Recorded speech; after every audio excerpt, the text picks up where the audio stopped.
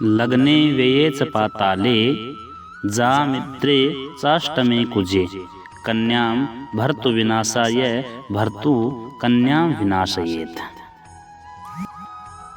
अर्थात लग्ने लग्न में, व्यये द्वादश भाव में, पाताले चतुर्थ भाव में, सप्तम भाव में, अष्टम भाव में, द्वादश भाव में अगर कुछ भूम हो तो निश्चित मांगलिक दोष है। शास्त्रकारों ने इतना भी कहा है कि मांगलिक दोष अगर हो तो कन्याम भर्तु विनाशाय भर्तुम कन्याम विनाशयेत। दोनों की कुंडली में अगर मंगल मांगलिक नहीं हो तो, एक की कुंडली में मांगलिक हो, दूसरी कुंडली मांगलिक नहीं हो तो दोनों का विनाश बताया है। जय श्री बालाजी। दोस्तों, आज हम मंगल दोष के बारे में चर्चा करेंगे। मंगल दोष किन किन भावों में बैठकर अपने व्यक्तिगत व वैवाहिक जीवन में हमें हानि पहुंचाते हैं। साथ ही यह जानेंगे कि साथ में कौन से ग्रह बैठने से प्रभाव कम हो जाता है। कई बार ऐसी परिस्थिति आ जाती है कि मांगलिक दोष का उपाय करने की आवश्यकता नहीं रहती, स्वतः ही निस्तारण हो जाता है। नमस्कार दोस्तों, बालाजी कृपा एस्ट्रो यूट्यूब चैनल में आप सभी का स्वागत करता हूं। आज हम बात करेंगे कि लड़के लड़की की कुंडली में मांगलिक दोष स्वतः निस्तारण कैसे होता है। जीवन में मांगलिक योग विभिन्न प्रकार से प्रभावित करता है, जैसे विवाह में विलंब, बाधा, धोखा, शादी के बाद आरोप प्रत्यारोप, पति पत्नी आपसी मतभेद, व्यवसायिक या आर्थिक पीड़ा, संबंध विच्छेद। अगर दोष में बल अधिक होता है, अर्थात मंगल स्वयं बलवान होता है, स्वराशिगत होता है, साथ में कोई पाप ग्रह भी बलवान होकर बैठ जाता है, तो पति या पत्नी दोनों में से हानि की संभावना होती है। वह चाहे अकाल मृत्यु हो या प्राकृतिक मृत्यु हो, परंतु इससे भयभीत नहीं होना चाहिए, डरना नहीं चाहिए। प्रयास हमारा यही रहना चाहिए कि मांगलिक की शादी मांगलिक से ही कर दी जाए, ताकि दोनों की ऊर्जा समान होने से वह आपस में एक दूसरे की झेल लेते हैं। कुजो जीव समायुक्तो युक्तो व शशेना यदा चंद्रः केंद्रगतो वापि तस्य दोषो न मंगली। इसका अर्थ है, जिस वर अथवा कन्या की कुंडली में चौथे, सातवें, अष्टम, चतुर्थ, सप्तम, अष्टम, द्वादश आदि अरिष्टकारक स्थानों में से किसी एक स्थान में मंगल बृहस्पति अथवा चंद्रमा के साथ में बैठा हो, मंगल बृहस्पति अथवा चंद्रमा के साथ में बैठा हो, चंद्रमा केंद्र में हो, तो वह मांगलिक दोष नहीं माना जाता। जीव कुंजो समायुक्तो युक्तो वा शशिना यदा चंद्रः केंद्रगतो वापि तस्य दोषो न मंगली। वरिया कन्या की कुंडली में चतुर्थ, सप्तम, अष्टम, द्वादश आदि अरिष्ट कारक स्थानों में अगर मंगल के साथ में बृहस्पति अथवा चंद्रमा बैठे हैं, चंद्रमा केंद्र में है, तो मांगलिक दोष नहीं माना जाता। अजे लग्ने व्यये चापे पाताले वृश्चिके कुजे धने मीने घटे चाष्टौ भौम दोषो न विद्यते। अजे लग्ने व्यये चापे पाताले वृश्चिके कुजे धने मीने घटे चाष्टौ भौम दोषो न विद्यते।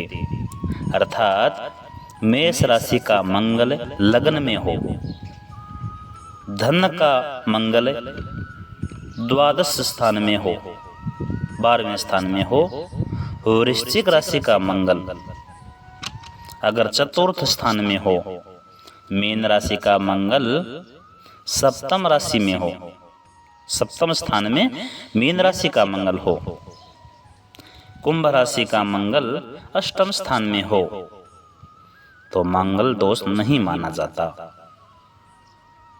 लग्न में मेष राशि का मंगल हो,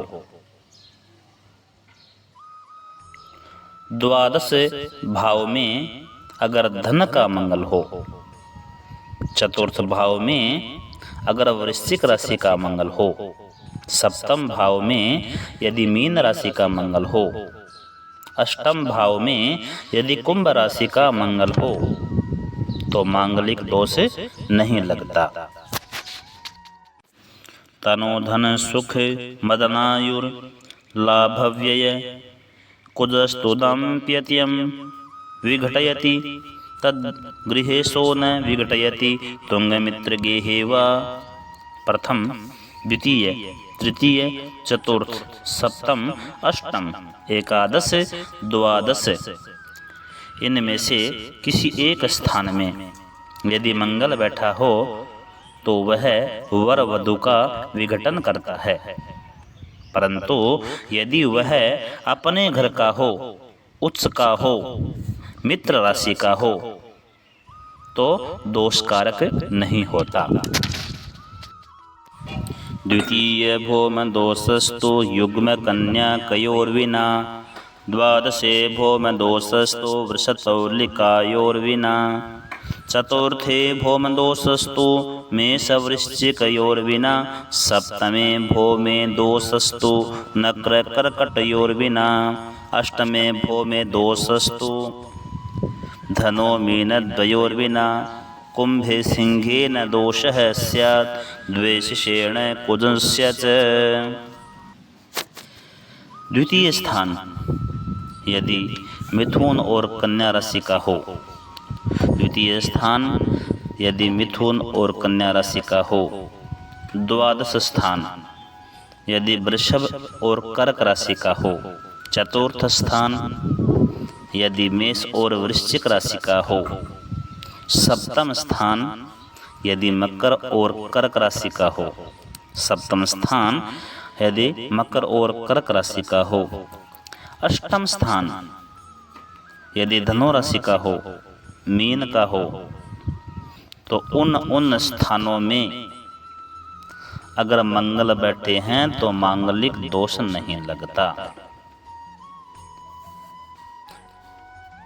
द्वितीय स्थान में मिथुन और कन्या राशि हो, द्वादश स्थान में द्वादश भाव में यदि वृषभ राशि और कर्क राशि हो, चतुर्थ भाव में यदि मेष और वृश्चिक राशि हो, सप्तम भाव में यदि मकर और कर्क राशि हो, अष्टम स्थान में यदि धनु और मीन राशि का हो तो उन स्थानों में अगर मंगल बैठे हैं तो मांगलिक दोष नहीं लगता। और कुंभ तथा सिंह राशि अनिष्ट स्थान में होवे, जैसे कुंभ राशि और सिंह राशि अगर लग्न में, चतुर्थ में, सप्तम में,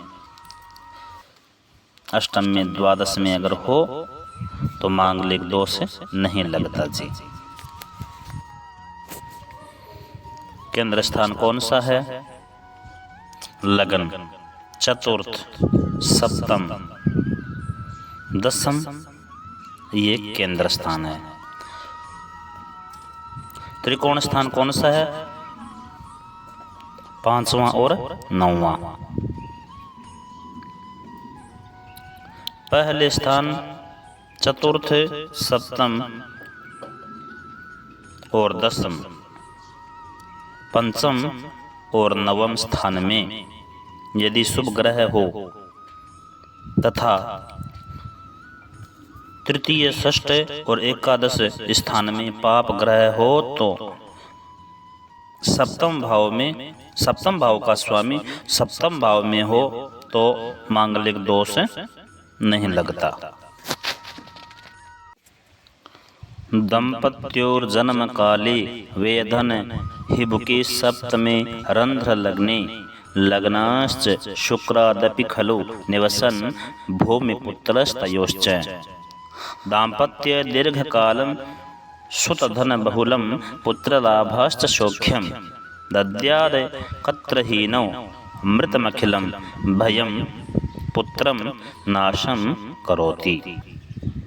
यदि वर और वधु दोनों की कुंडली में लगन से, चंद्रमा से, शुक्र से प्रथम, द्वितीय, चतुर्थ, सप्तम, अष्टम और द्वादश इन 6 स्थानों में से किसी भी एक स्थान में यदि मंगल एक ही प्रकार से बैठा है, एक ही स्थान में बैठा है, दोनों की कुंडली में एक ही भाव में बैठे हैं, उसी स्थान में कन्या की कुंडली में, उसी स्थान में वर की कुंडली में अगर मंगल बैठे हैं तो उन दोनों का दाम्पत्य जीवन स्थायी रहता है। धन धान्य, पुत्र पौत्रादि की अभिवृद्धि होती है, दोनों सदा सुखी रहते हैं। किंतु यदि वर वधु में से किसी एक ही के कुंडली में उक्त प्रकार से अगर मंगल नहीं बैठा हो तो उसका विपरीत फल समझना चाहिए। जैसे वर की कुंडली में मंगल लगन में है, जामित्रेण धने च पापरहिते युक्ते शुभैर्वीक्षितै सौशील्याधिपतिः व्रता बहुगुणः सीमन्तिनीनां कुले युक्ता ख्यातिभवा स्वभर्तृवशगा भूत्वा चिरं जीवति यद्वा भाग्यगृहे शुभो भवति चेत् सत्पुत्रपौत्रान्विता। जिस कन्या का सप्तम और अष्टम स्थान पाप ग्रह रहित हो, यह दोनों स्थान में शुभ ग्रह बैठे हो अथवा उन स्थानों को देखते हो। सप्तम कन्या की कुंडली में सप्तम और अष्टम स्थान में पाप ग्रह नहीं हो, शुभ ग्रह बैठे हो,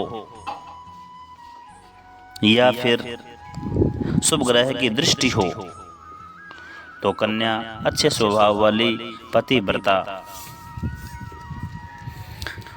अनेक गुणों से संपन्न श्रेष्ठ स्त्रियों में अत्यंत प्रसिद्ध तथा अपने पति के वश में रहकर दीर्घायुष्य वाली होती है। और नवम भाव स्थान में यदि शुभ ग्रह हो तो अच्छे पुत्र पौत्र से सुखी रहती है, मांगलिक दोष नहीं लगता। मित्रों, आप सभी को पता है कि जन्म कुंडली के अंदर अगर लग्न में, चतुर्थ भाव में, सप्तम भाव में, अष्टम भाव में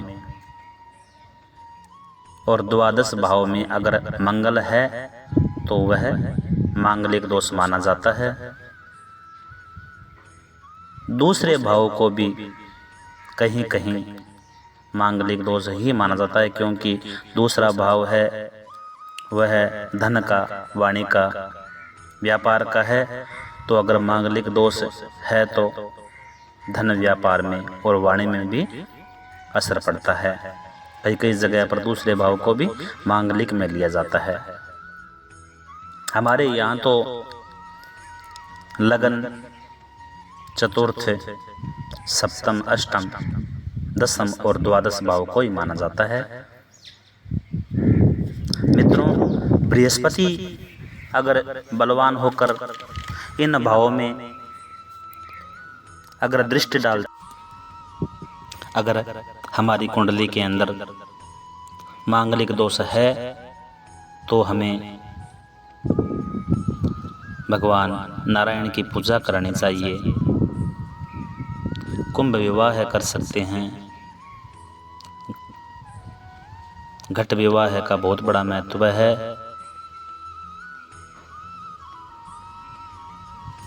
अर्क विवाह कर सकते हैं।